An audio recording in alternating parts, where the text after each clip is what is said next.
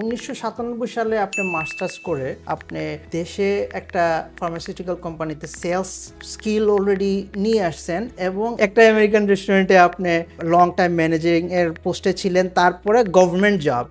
এই যে পুরো লাইফস্টাইলটা সেলস এবং গভর্নমেন্ট জবে করে আপনার যে সেলস স্কিল এবং পাবলিক সার্ভিস স্কিলে নিয়ে আসছেন, আপনার কি মনে হয় এই যে স্কিলগুলোর কারণেই আপনি সাকসেস করছেন এত স্বল্প সময়ে?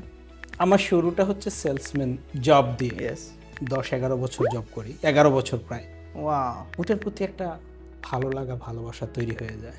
তারপর এখানে এসে যেটা শুরু করি সেটা হচ্ছে সময়ের প্রয়োজনে। যখন এই জিনিসটা আমার অনেকটা কমে আসছে যে না, এখন আমি ফ্লাই করতে পারবো, আমার যে জায়গাটায় যেতে চাই, আমি আমার পুরনো জায়গায় যেতে চাই। তো যখন মানুষ এই দেশে আসে, ল্যান্ড করার পরেই তারা চিন্তা করে তারা এই দেশে স্থায়ী হবে, স্থায়ী হওয়ার পর একটা বাসস্থান তৈরি হবে, এখানেই তাদের স্বপ্ন শুরু হয়।